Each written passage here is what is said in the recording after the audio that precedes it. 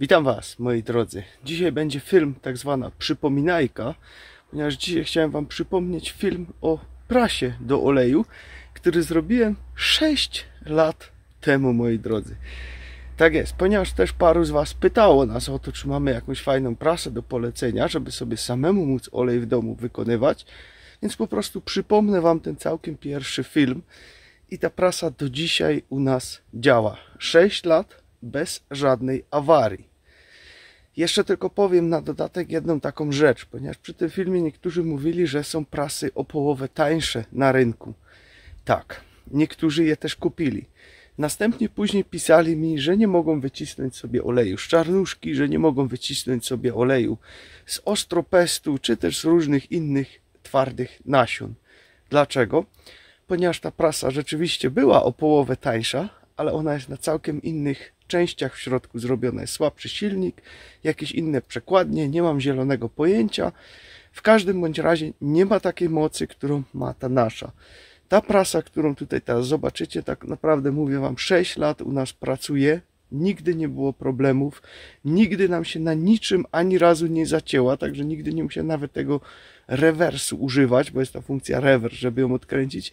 Raz nawet gdzieś w nasionach miałem jakiś mały kamyk, który mi zmieliła, bo słyszałem naprawdę bardzo mocne takie łupnięcie w środku i widziałem, że rzeczywiście zmieliło mały kamyk, także nawet z małym kamykiem sobie poradziła, chociaż ona nie jest przeznaczona do wyciskania kamyków, ale no gdzieś po prostu w nasionach musiał być jakiś mały, nie zauważyłem go, nawet to zmieliło i się nie zatrzymała. Także to jest prasa, no, którą po prostu my używamy, którą już od lat tutaj mamy. I tak jak Wam mówię, 6 lat temu był ten film i teraz Wam go tutaj przypomnę. Prasa tutaj dalej stoi, do dzisiaj chodzi i naprawdę ma się dobrze. Także jeżeli szukacie dobrej prasy, to zobaczcie sobie po prostu ten film i sami ocencie, czy warto, czy nie warto. Dla mnie wydaje się, że warto, ponieważ ceny olejów naprawdę biją rekordy w sklepach, a to, co zrobimy sobie sami w domu, ma nieporównywalny smak. Z tego nie porównacie do żadnego oleju, który kupicie gotowy gdzieś w sklepach. To możecie zapomnieć. To jest całkiem inna jakość smaku. To naprawdę smakuje wyśmienicie, to pachnie, jak się to robi i jest całkiem inaczej. Zresztą nie przedłużam, zerknijcie sobie sami na film. Witam Was. Jakiś czas temu pokazywałem Wam taką fajną prasę, którą miałem taką ręczną do oleju do wyciskania, ale no niestety my mamy problemy czasowe, żeby tą prasą olej wyciskać i no niestety troszeczkę siły to kosztowało. Dostaliśmy coś takiego, żeby Wam tutaj to pokazać, do wytestowania taką maszynkę tutaj, no i troszeczkę się z nią pobawimy teraz. Jest to maszynka elektryczna do oleju. Tutaj mamy no 510 W to ma i teraz co tu możemy z tego wyciskać? Tutaj na dole. Tutaj możemy wyciskać len, słonecznik, orzechy ziemne, które absolutnie orzechami właściwie nie są. Tutaj mamy mak, orzechy makadamia, pistacje, migdały, sezam, orzechy włoskie, no, laskowe orzechy, orzeszki piniowe, ten argan, olej arganowy to będzie musztarda, chia, orzechy brazylijskie, tutaj mamy nerkowce, dynia, konopie, rzepak i pestki winogron. Nie wiem, czy jeszcze jakieś inne nawet są, w sumie nie jestem nawet pewny, czy to wszystkie. Czy jeszcze coś może być, co się da wycisnąć, nie wiem. W każdym razie z tego wszystkiego można tutaj tym aparatem zrobić sobie tutaj olej domowy, a wiadomo, olej domowy jest niezastąpiony, wywalę tylko ten karton. Dobra, tak wygląda ta maszynka. Ona nie jest nowa, czy coś takiego, ona była już używana na pokazach gdzieś. I po prostu mam ją tutaj, żeby Wam pokazać i sobie samemu potestować i sprawdzić, jak ten olej będzie smakował. Także troszeczkę sobie potestujemy. Zrobię przy okazji też i całą linię właśnie filmów o olejach przy okazji. Jak już i tak będziemy się z tym bawić. Także będziemy sobie robić. No dobra, zaczynamy najpierw to, bo ja to już w sumie wkręciłem, bo chciałem zobaczyć, jak to ma być. Także mamy taki kluczyk do tego. Tym się to wkręca. Tutaj jest to całe serce tej maszyny. Tutaj wychodzi olej przez to. Nie wiem, słyszałem, że to co jakiś czas warto przeczyścić. To jest właśnie ten wałek do tłoczenia oleju. I to się tutaj wkłada do środka. I to można po prostu włożyć. O, dobrze wsadziłem? Tak, bo to musi być zawsze w dół, tam gdzie olej wychodzi. I to tutaj możemy sobie teraz zakręcamy to sobie. Do tego mamy właśnie ten kluczyk, żeby to dokręcić. Tutaj mamy teraz takie coś, to tylko się tak wkłada. Tutaj mamy pojemnik na olej. Tutaj się go wkłada do środka. Tak jak widzicie, tam jest na olej i tu to wchodzi do środeczka. Tutaj jest jeszcze taka inna opcja, bo jeszcze jest takie sitko do tego, śmieszne. Ale tego sitka nie będę używał, to sitko się tu wsadza tak. I się to wsadza z tym sitkiem tutaj do środka. Tylko ono musi tutaj wejść w to równo. I wtedy macie ten olej taki czysty już, że tutaj te zanieczyszczenia zostaną na tym, ale ja tego nie chcę. Ja chcę mieć taki olej ze wszystkim. No i mamy do czyszczenia jeszcze wiciorka. No i w sumie to jest pojemnik na to, co tutaj będzie wypadać z tego. Także dobrze, no to zaczniemy. Ponoć słyszałem, że warto zacząć od słonecznika, bo on fajnie jest tłusty i fajnie nam natłuści już przy okazji tą maszynę. Także mamy nasiona słonecznika. Wrzucimy ich tam do środeczka. Jeszcze trochę zostało. Dobra. Mamy. I zamykamy. To musi być dobrze zamknięte, bo tu jest taki czujnik w środku, pod spodem. Jak tego nie domkniemy, o tutaj widzicie, jak tego nie domkniemy, to nie załączy nam się ta maszynka. I teraz włączamy. Tym się włącza. Teraz wybieramy, co my tu mamy. Żeby nam mrygał, czyli słonecznik mryga. I włączamy to tutaj. I teraz trzeba chwileczkę poczekać, ponieważ on tutaj, ten wałek, który tutaj jest, gdzie to wychodzi, musi troszeczkę nagrzać. Oczywiście to jest olej na zimno tłoczony. Zaraz sprawdzę sobie, jak on będzie ciepły, jak to zacznie ruszyć. Tylko on to nagrywa, żeby ta masa tylko on to nagrzewa, żeby ta masa tutaj lepiej wychodziła, tak jak było z tą ręczną prasą i ją też trzeba było tam świeczką ogrzewać. Dobra, no to czekamy. Dobra, tutaj teraz właśnie prasa ruszyła. Ona sama się włącza automatycznie. Tutaj nic nie trzeba przy tym robić. Same włączyło się. O, tutaj już wychodzą pierwsze te. Ale fajnie wychodzą, suchutkie. No, rzeczywiście, bardzo suche wychodzi. No to zobaczymy, jak to będzie. Wiecie, co już mi się podoba? Że nie muszę kręcić ręką. A tu zobaczmy na olej. Czy już coś jest? O, jest i olej. Leci olej, dużo oleju. Bardzo fajnie. Leci ciurkiem. Można się tylko cieszyć. A już mi się to podoba, naprawdę. No kurczę, już mnie ręka nie będzie boleć. Dobra, no to czekamy, aż to się wyrobi całkiem. On sobie tutaj sam zapodaje z góry.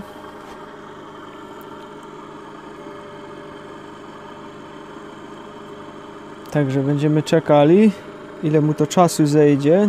No z tego co widzę, no to raczej długo mu to nie zejdzie, bo to dosyć szybko tutaj znika. Bo tu już widzę, że się tu zapada w tym miejscu.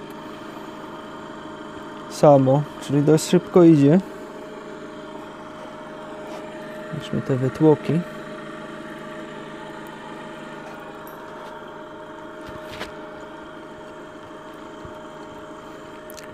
Te wytłoki można gdzieś do sałatki jeszcze sobie dorzucić. Co, znowu mi tam coś wisi? Na brodzie? Nie, bo mówi weź pełny dziób. Nie, to nie był pełny dziób, to było tylko troszkę.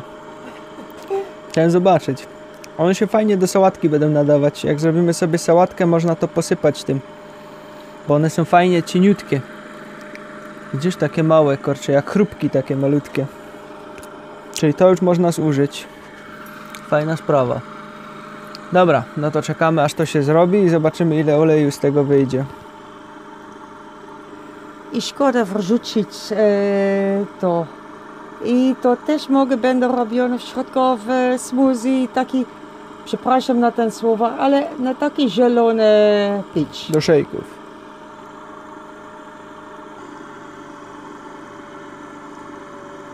Takiej ilości mamy już teraz tutaj. Tak małe ilości jest jeszcze tutaj w środku. Bardzo szybko to idzie, nie można powiedzieć. Dosłownie nawet nie 10 minut i praktycznie już wszystko przerobił, co jest. I to idzie bardzo powoli, wy widzicie ten czarny punkt taki.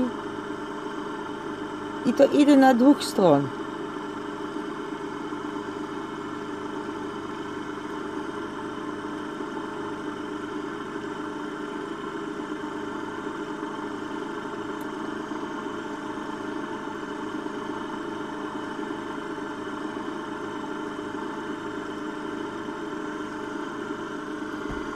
I Dobra. tutaj jest olej. No, oleju dość fajnie dużo wyszło z tego. Czekamy aż się skończy.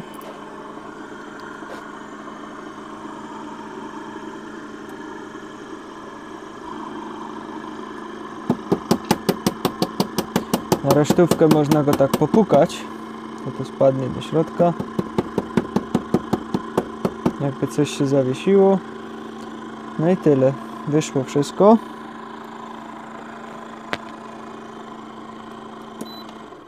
I wyłączamy. I czekamy chwilkę, aż wszystko olej jest. Aż odkapie, można chwilę zaczekać. Dobra, to już mam sobie w słoiczku wstawione. Będziemy to teraz używać do sałatek. Gdzieś będziemy sobie dodawać. I oleju mamy tyle z jednego ładunku. Nawet nie było pół kila tego. Nie wiem ile tu... Czekaj, tam jest jakaś miarka. Czekaj.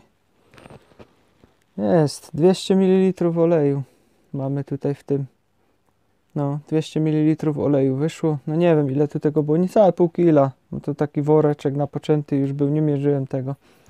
No to w innym filmie zrobimy dokładniej, bo będę jeszcze robił filmy o olejach. To wtedy będę kilo wrzucał prawdopodobnie od razu po kolei i będziemy robić dokładniej.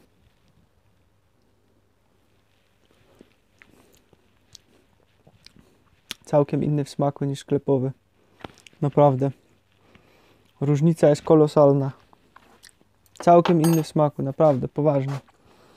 Warto sobie taki olej w domu wytłoczyć. Naprawdę super sprawa.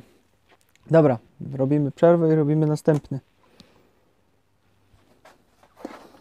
Dobra, nie czyszczę tutaj nic teraz, tej prasy, tak jak jest, od razu, bo mi te parę kropel tego oleju ze słonecznika nie zaszkodzi. I wrzucam len. Pół słoika weszło do środka, taka pojemność przy okazji.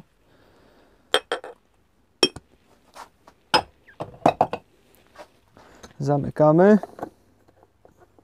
Ciekawe jak na lniu pójdzie, bo ja na lnie to prawie bym ostatnio płuca wypluł, jak miałem go kurczę kręcić. I szukamy lnu. Tu jest flaxseed, to jest len. I włączamy. Nie, czekaj tu.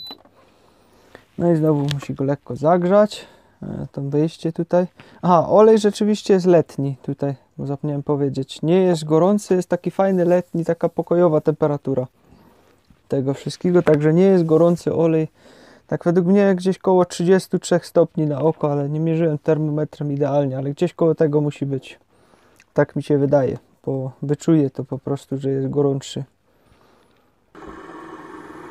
Dobra, włączył się. Tutaj 15 sekund, tak to policzyłem, mu trwało zanim się znowu zagrzał, czyli niezbyt długo, ale on był przed chwilą włączony na tamtym oleju. Także dobra, tutaj kręci nam się, tutaj już wychodzą te tłoki z lnu. Słychać, że troszeczkę inaczej na lnie pracuje, jak gdyby troszkę wolniej, czyli pewnie trochę mniej obrotów ma na lnie. Bo przedtem tak mi się wydawało, że szybciej szedł jakby. Teraz fajnie idzie, powolutku.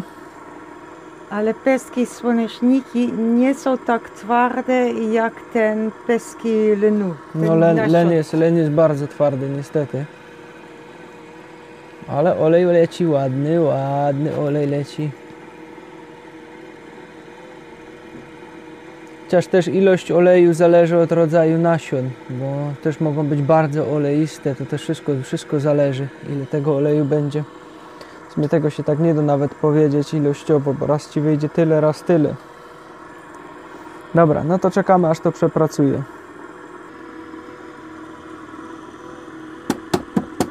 Dobra, już praktycznie się wszystko zabrało stąd. Ile czasu minęło trzeba? Ten troszeczkę dłużej mu zeszło, bo trochę wolniej kręci. Tutaj gdzieś około 15 minut poszło. Może niecałe nawet, ale jednak dłużej. Zresztą nawet śmieszne jest, bo jest dużo więcej wytłok teraz z tego. Te wytłoki oczywiście też można zużyć. Gdzieś do smoothie można dodać jako zagęszczacz. Idealne. Chlebek można... Mi się wydaje, że nawet chlebek by z tego jeszcze dało radę zrobić. Nie próbowałem, ale wydaje mi się, że można by z tego jeszcze było zrobić. Dobra, tutaj mamy już wszystko. Prasę zawsze wyłączam dopiero jak tutaj skończy to lecieć wszystko. Dam mu to spokojnie wszystko wypluć. Niech to wszystko powypluwa, żeby to było łatwiej później wyczyścić. Także już jest gotowe. Na wyłączyć. I teraz tutaj mamy olej, który nam tutaj wyszedł. Zaraz to można wyciągnąć. W sumie wyciągnę, najwyżej posprzątam. Ale... Jest olej, czekaj, gdzie jest ta podziałka znowu? Tutaj jest tego oleju troszeczkę więcej, ponad 100 ml z tego. Także super, dobra, wypróbujemy. Olej nie jest gorący, już czuję ręką, że nie jest gorący. No naprawdę. Daj to, spróbuję. Takiej jakości oleju nie kupicie w sklepu, naprawdę. Olej zero gorzkości, absolutnie zero gorzkości, nawet ma fajny taki super posmak, naprawdę coś pysznego. No nie ma szans, żeby w sklepie taki kupić, nie ma się co oszukiwać, naprawdę. Przeważnie one w sklepie jeszcze stoją gdzieś na półkach, gdzie się ulatniają. Z moich informacji, co mam, wynika, że olej lniany nie powinien dłużej niż 7 dni stać, nawet w lodówce. Po 7 dniach już jest bardzo mało wartościowy i im dalej, tym gorzej. Do miesiąca jest taka granica totalna. Po miesiącu nadaje się do malowania desek, tak jak ja zrobiłem w mojej stajni nim. Bo do spożycia już na pewno nie, bo wtedy już nam może tylko i wyłącznie zaszkodzić. Takie jest moje zdanie i z tego co wiem to też. Dobra, taki super fajny olej. Zrobimy jeszcze jeden, wypróbujemy, tylko muszę sobie to przelać. Chcę spróbować jeszcze zrobić olej kokosowy z wiórek kokosowych mianowicie. Zobaczymy co z tego wyjdzie, bo mam w planie zrobić sam kokos jeszcze też, także zobaczymy. Dobra, i tu znowu nic nie czyszczę, tylko ładuję od razu to. Zobaczymy co z tego wyjdzie, aż sam jestem ciekawy, bo ja chcę kokosa sam kupić normalny, te brązowy, nasuszyć go, żeby zrobić film o oleju kokosiowym przy okazji. Także będę miał co robić. Dobra, zamykamy, włączamy. Tutaj teraz nie mamy tego tutaj, czyli idziemy na mixed, czyli różne, bo nie ma tutaj takiego. Dobra, próbujemy na tej opcji. A, źle klikłem. Sorry, jeszcze za nowe urządzenie. Tu się włącza.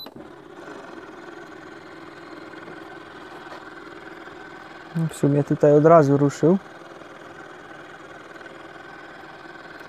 Zobaczymy. Są jeszcze restki od ten inny materiał, od lnu, ale zaraz nie szkodzi. Aha, przyjdzie kokos. Dobra, to poczekamy. Zamieniłem go jeszcze zamiast mixed, dałem go na peanut. na orzeszki ziemne, bo mi się wydaje, że kokos mógłby być podobny do orzeszka ziemnego. Widzę, że wiórki już tak samo fajnie nie wpadają, się troszeczkę zawieszają, bo robi się dziura i czasami go trzeba puknąć, żeby dalej poszło. Olej leci. Mamy rzeczywiście olej kokosowy z wiórków kokosowych. Także ciekawa opcja. Zobaczymy, jak to będzie smakować. Widzicie tutaj w środku? Zapada się. Poczekam, czy samo spadnie, czy trzeba będzie go puknąć.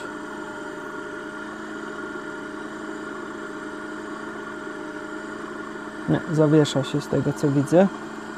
Czyli wiórki trzeba czasami mu tam troszeczkę dopomóc.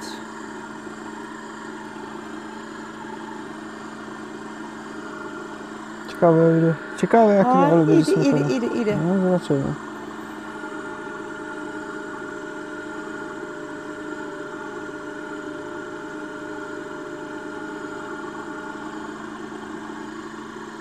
Nie, rzeczywiście. I teraz wystarczy go tak puknąć, że tak powiem. O, patrzcie teraz, tak na rękę. O. Troszeczkę po nim. O, i już wszystko wpada do środka. Czyli przy oleju kokosowym trzeba go troszeczkę popukać po boku. Delikatnie, nie za mocno oczywiście, nie młotkiem, tylko ręką. Żeby nie zepsuć. Dobra, czekamy aż się zrobi. Dobra, już praktycznie końcóweczka.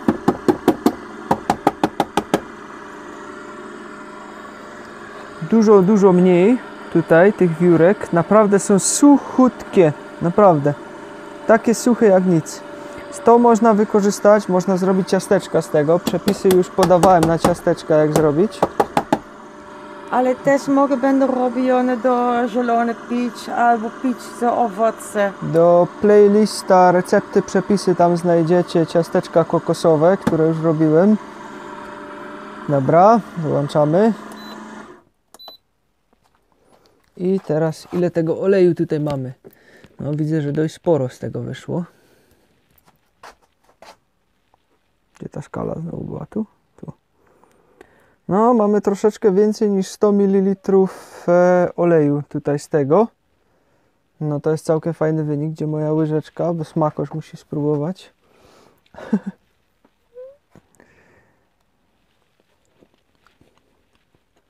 No. Olej naprawdę fajny. Super. No i mamy olej kokosowy właśnie z domu zrobiony. Też nie jest za gorący. Seba, jak jest ten Zapach fajny. Ciebie, kiedy kupimy olej kokosowy gotowy, zimno presowany, nierafinowany i ten olej? Ten ma troszeczkę lepszy smak, ale ja jeszcze poczekam, aż zrobimy z kokosa mojego, bo ja kupię kokosy te brązowe, otworzę je wszystkie, później je mam w planie wziąć na szatkarce, zrobić z nich wiórki i te wiórki wysuszyć i z tego zrobimy olej. Zobaczymy, jaki olej będzie wtedy, bo wtedy mamy 100% pewności, że to jest dobry kokos i zobaczymy, jak to z tego wyjdzie. Także zrobiłem na razie 3 rzeczy. Będziemy robili jeszcze inne oleje po kolei, różne, także będziecie częściej jeszcze to widzieć, bo mam tych nasion nakupiłem różnych, całą masę. Zapłaciłem masę sporo za te nasiona wszystkie, bo na przykład z ogórecznika będziemy robili, to już też drogie nasiona. No ale nie będę uchylał rąbka tajemnicy, zobaczycie po kolei, jakie oleje będą się przewijać, będziemy robić, opracowywać po kolei oleje różne, na co one wszystkie dobre są. Co mogę powiedzieć więcej? Olej, który zrobimy sobie w domu sami, nie ma sobie równych. To urządzenie, ono jest drogie, bo kosztuje prawie około 2000. Może się pomyliłem, może troszeczkę mniej niż te 2000 chyba tam było. Ale teraz to pani, która to tam sprzedaje, powiedziała mi, że również można to sobie wziąć rozłożone na raty, tam jakoś chyba 20 rat. Wtedy wychodziło to chyba 70 zł. Jak się nie mylę, nie chcę się pomylić, musicie się sami upewnić. Przy koszcie 4-osobowej rodziny, jeżeli pomyślimy teraz, ile na miesiąc wydajemy na oleje, które robimy tam, do czegoś używamy, czy coś tego, a oleje są bardzo ważne, praktycznie w każdej diecie, to się nam bardzo szybko zwróci. Naprawdę, to się naprawdę bardzo szybko zwróci, bo takiej jakości olei, co tutaj z tego wychodzą, nie kupicie nigdzie. Naprawdę. Bo nawet jak to ktoś wytłoczy, i wam to wyślę od razu, to już macie parę dni straconych, zanim to dojdzie do was. Nie wiadomo, w jakiej temperaturze to teraz przyszło, bo to musi być wszystko ok. I na pewno nie będzie to smakowało tak, jak to dokładnie stąd wyjdzie, bo tutaj jeszcze naprawdę zapach tego oleju, naprawdę go czuć jeszcze porządnie, fajnie, jak się, szczególnie lniany, jak żeśmy tłoczyli. Tutaj zapach się rozszedł naprawdę na cały dom, coś pięknego. No i taki olej lniany, no to jest naprawdę miodzio dla nas, żeby to sobie użyć. Także ja jestem z tego urządzenia bardzo zadowolony. Może kiedyś mi się uda takie kupić, bo to nie jest moje. To jest tylko do testu, żeby ktoś sobie nie pomyślał, że mi tak dobrze się powodzi. Może kiedyś się uda takie kupić, naprawdę jest fajna opcja, bo tylko wsypać i idziesz robić co chcesz. Przychodzisz, masz olej gotowy, czego chcieć więcej. Dobra, także tutaj będę kończyć ten film na dzisiaj, bo i tak się zrobił już długi z tego. Także no zapraszam, możecie sobie poczytać dalej o olejach więcej, jak nie chcecie czekać na filmy. Możecie sobie takie urządzenie załatwić, naprawdę fajna sprawa. Zakończyłem za szybko w sumie film. Zapomniałem wam pokazać jeszcze, jak się go czyści po użyciu. Tak, tutaj mamy ten kokos, jest już przepracowany. Tu w sumie za bardzo nic nie trzeba, bo tu nic nie ma. Dobra, ściągamy najpierw sobie to. Tutaj to można przetrzeć papierem, jakby tam było brudne w środku. Teraz odkręcamy to. Można poczekać, aż troszeczkę wystygnie. Albo zrobić to od razu. Tylko od razu jest gorące teraz, tak? Ja robię jest gorące, także uwaga, żeby się nie poparzyć tutaj czasem, przez przypadek. Bo to jest jednak dosyć gorące wszystko.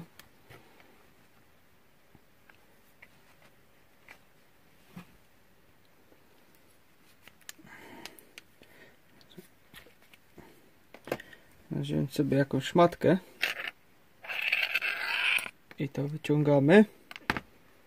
No i w sumie teraz trzeba wziąć to, przetrzeć albo umyć. Ja to zawsze papierem przecieram, tak jest najlepiej. A to tutaj w środku wystarczy teraz to wziąć, wiciora i go tak o przetrzeć. No to już jest ok jak dla mnie. To można jeszcze to papierem, bo tu z tej strony jest troszeczkę brudnie, także to papierem tutaj przetrzeć, te rowki tylko wyczyścić, tutaj to przetrzeć, no i w sumie gotowe. Wezmę tylko papier. Kamerzystka zrobi pauzę.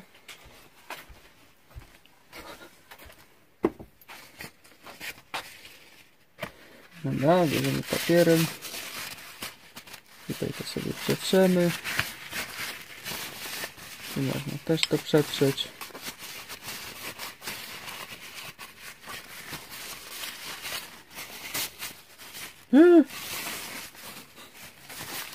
Zrób to tam do góry, bo ja nie mam miejsca. Dźwignij rękę do góry. Nie. Ja muszę zobaczyć, gdzie kamera jest. To nie da. Aha.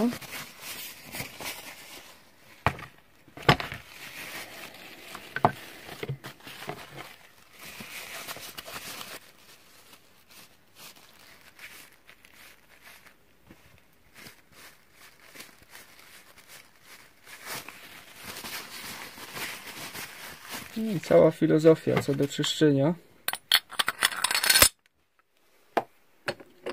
I wkładamy z powrotem, żeby było rowkami na dół.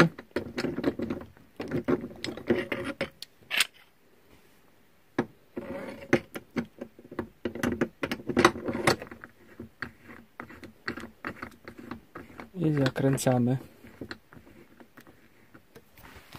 Całość później trzeba kluczem przykręcić jeszcze dodatkowo, założyć tego bajera i gotowe. Także cała filozofia co do czyszczenia. Jest to ogólnie bardzo szybkie do wyczyszczenia. No później tu jeszcze gdzie olej jest, no oczywiście można tam, jak tam coś nakapie, to można to też wyczyścić. I tyle w sumie co do czyszczenia, tak to szybko można ogarnąć. I to mi się bardzo podoba, że nie trzeba tego godzinami szorować, wystarczy tylko wyciągnąć i gotowe. Bo to jest dla mnie najgorsze, to samo nawet jaki blender używam, to zawsze go trzeba myć. To jest masakra. I to jest właśnie fajne, bo fajnie szybko to idzie. Także super, jak dla mnie. Dobra, tutaj będę kończyć, także tyle na dziś i pozdrawiam.